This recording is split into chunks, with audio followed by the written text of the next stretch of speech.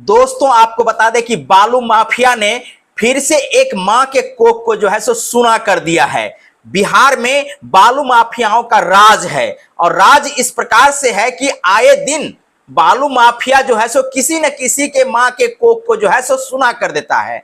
हम बात करते हैं बिहार में किस प्रकार से बालू माफियाओं का राज है।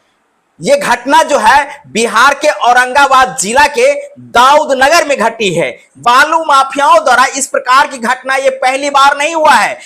लगातार कई सालों से इस प्रकार से बालू माफियाओं द्वारा बिहार में घटना की जाती है। यदि सिपाही चेक पोस्ट पर चेक करते हैं तो बालू माफियाओं का तांडव देखने को मिलता है।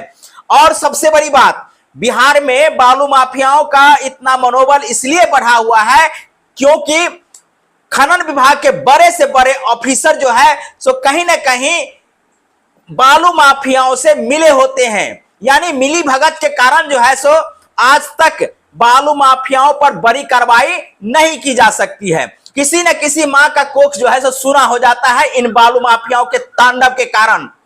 और बिहार की पंगु सरकार जो है मुख्य दर्शक बनकर के देखती रह जाती है, कोई बड़ा कार्रवाई नहीं होता है। दीपक सिंह जो एक सिपाही जिन्होंने ट्रक को रोकने का प्रयास किया, जो ओवरलोडेड ट्रक था, उनकी गलती इतना ही था कि वो सरकार के कामों को आगे बढ़ा रहा था। सरकार के दिए गए दायित्व को जो है सो समझ करके उस ट्रक को रोकने का प्रयास किया। बदले में हुआ क्या, ट्रक माफिया ने जो है सो उसे कुचल दिया।